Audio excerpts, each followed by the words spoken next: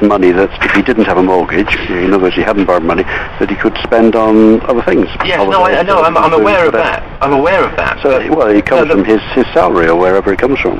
The point I'm making here is this. If the money that is lent into existence, right, into that little village of 100 people carries interest with it, right, let's say £100 is lent into that village for them to trade with one another, right, but that interest, let's say it's carrying 10% interest.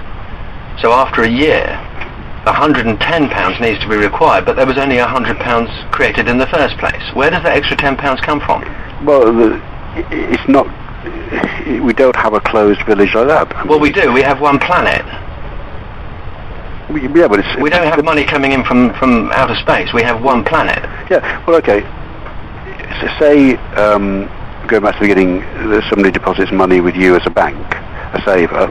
Well, they get interest on that. We've dealt with the idea that the money that's issued is based upon savings, someone else's money. But exactly. But my point is this. But it's not extra money. That's the whole point. The point is, some of those people in that village may not have borrowed. Okay, some of them may have put money into the bank, and it's against that they've lent. But my concern is this. Right, and my concern is this: is where does the money required to pay the interest? Where does that interest money come from? But you seem to think that this is extra money, where it's not. It's money that is already in the economy. If money, it can't be. It can't be because it's not. Well, what do you think the savers earn by depositing the money? Yeah, the savers earn a proportion of the interest that's paid back into the banks. Correct. Don't they? So the banks take a slice. But the point is this: if that money that is the interest, because as people repay the interest and the principal back, they're going to hit a point at some stage, surely, where there's not enough money in circulation. Given that we can use that little village scenario. Well, no, because that money could be lent out again, can't it? So then we multiply the amount of debt then, and so there will be even more interest coming back as a proportion over time. Well, no, it's not much money. It's the same money being used again. Yeah, but if it's being used again, I don't have the problem with it being used again. But the problem I've got is that if it's interest bearing, that multiplies the amount of interest that's got to go back to the bank. Well, no, because it's the same money. I mean, if I paid £50 back on my £100 loan, okay, let's work this through. Let's work this through as a mathematical thing. Over a period of a year, £110 needed to come back into the bank. All right, but there was only £100 in existence, so there's a £10 deficit. So the next year, someone's got to borrow that extra £10. Right. But why do you say there's only £100 in the system? Well, because only £100 was created into existence. But I don't quite understand what you mean. Well, we've already said we start off with £100 being issued into circulation by the bank. Okay, from whatever. Okay, but at the end of the year, £110 is required. So at the end of the year, the person who's deposited the money is a saver. They have earned this money. They've spent it in the economy, and it is in the economy. It's gone to this other villager who has the loan. No. We've got. Let's just start this off with each of the villagers. Right. Each of those villagers has taken their silver coin in and received their promissory note, which they've been using, and then the bank lend more to stimulate the economy. Right. Well, we know already, and we've established that that is actually moving beyond what was the gold standard, okay? And that so the money that's in there in terms of the interest that's required to repay hasn't been created, and therefore there's going to be a deficit. Mathematically, over a period of a year, there's going to be a deficit of £10, which somebody else is going to need to borrow, or somebody's going to default. Well, hang on a minute, just a minute. If you say everybody in this village has exchanged their gold, silver coins, whatever, for promissory notes, and the bank won't actually have, I mean, it will have to pay people for the privilege of effectively borrowing their silver coins. Who will have to pay? The bank. So the bank will have to repay because people. those are people who effectively deposited money. But anyway, these aren't matters for the Bank of England, and I think you've had your money's worth in terms of the phone call. My concern is this. I mean, you will acknowledge that we have a crisis, don't we? Well, the economy certainly has been better, yeah, absolutely. We have a global crisis. I think that the amount of indebtedness to the banks now has reached... somebody sent me a drawing the other day showing $100 bills and the actual proportions of the amount that are there. And I know that, technically speaking, I would be regarded as bankrupt, right? And I know lots of other people that would be regarded as bankrupt. In other words, we can't gain access to money to keep a roof over our heads. I know of a farmer who's under threat of the same thing.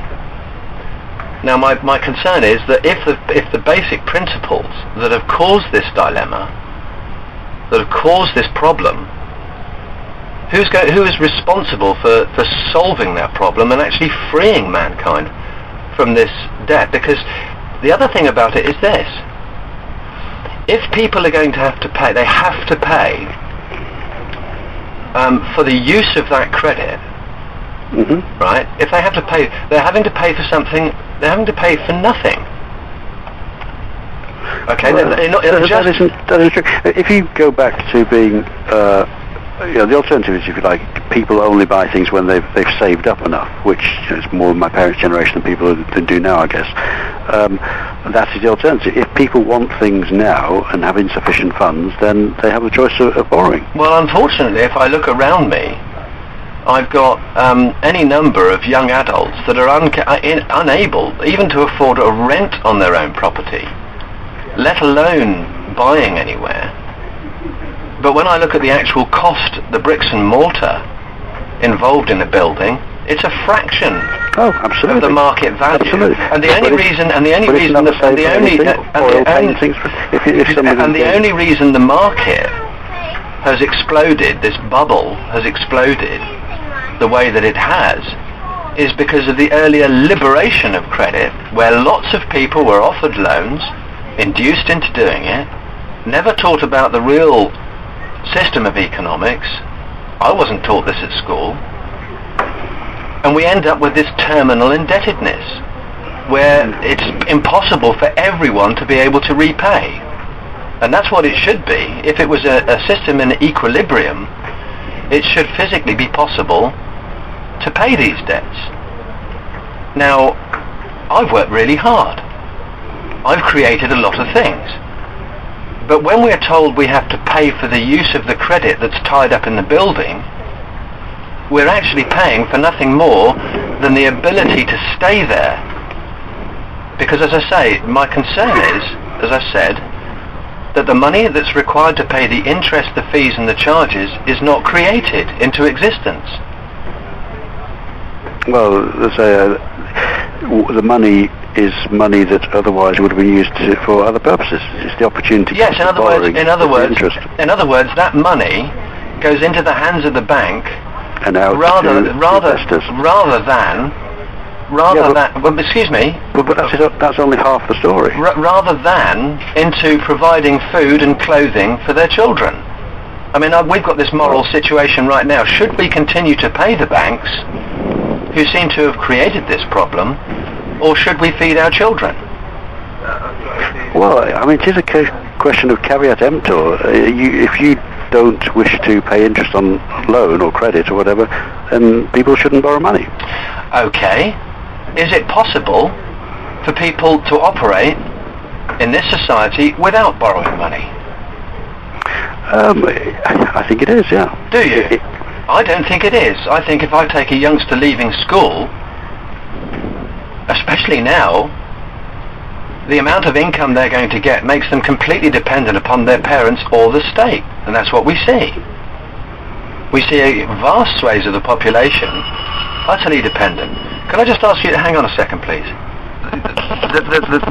The dilemma that we face is... Oh, damn that thing. I don't like mobile phones. The dilemma that we face is that, from what I can see, that deficit comprises of of accumulated interest over a long period of time. And so are we talking about the government deficit, or? Well, my deficit, government deficit, right. all of the deficit, all of the debt, ultimately appears to accumulate. Have accumulated. I mean, it's grown exponentially to the point that we do now.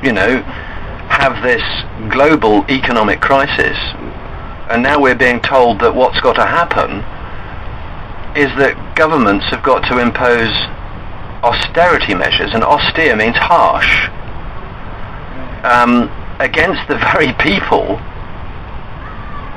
that they're supposed to be serving, in order to meet this, and in order to address the deficit. I mean, they're not even solving the problem of the debt. Yeah, well, I think at the moment it's a question of, if you like, putting the fire out, and then sometime in the future, presumably the governments will look at the whole financial system and see if this is a reasonable way of doing things, and if not, they will change. But ultimately, this would be for the UK government to decide, and not us as a central bank. Well, I think if we ask the population rather than the government.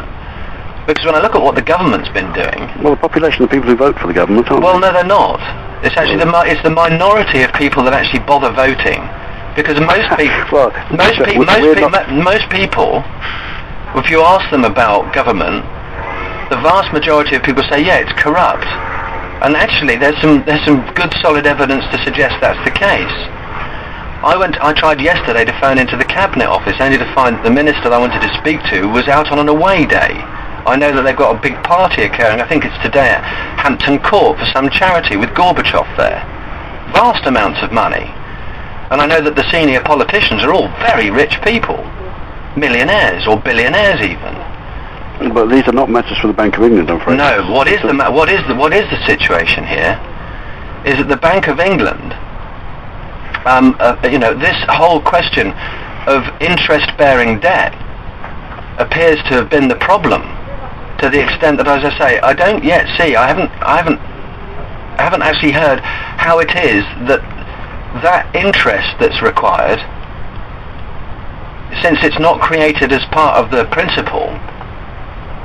That interest, where does it come from? Well, I think we've been through this several times. It comes from the people who've borrowed money, not spending it on other goods.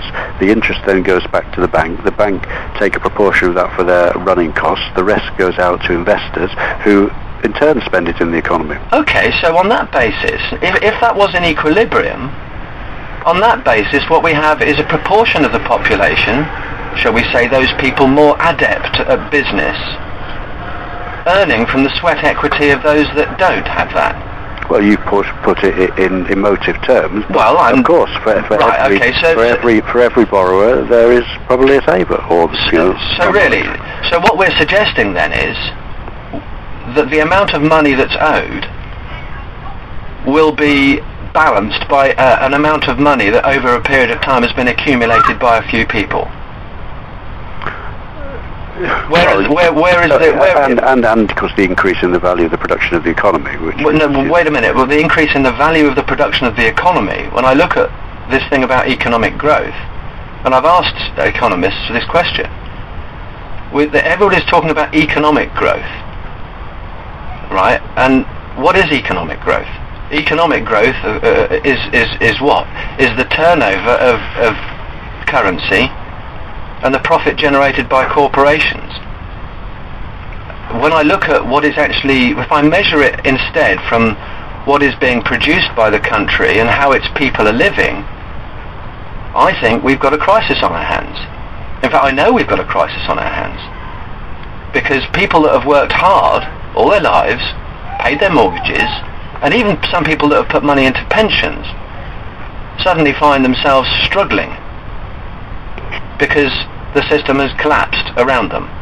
Nothing that they've done, they've trusted the system. Yeah, well that's true. I mean, nobody is denying that, and that's something that the governor and the members of the Monetary Policy Committee here are very well aware of, and they actually look forward to the time when they can raise interest rates again to give savers a decent return, because it also means that we then have a sustainable economic recovery. But at the moment... Well, no, I see the raising of interest as has occurred in the late 1980s when I was running a business, and I suddenly found myself incapable of actually being able to predict what would happen, because the amount of money that was being sucked out of the business as interest, you see, to me, in raising interest rates is actually deepening the trough, because if that money, as I say, that's the bit I want to see. We've got this 100 people, let's say none of them are saved.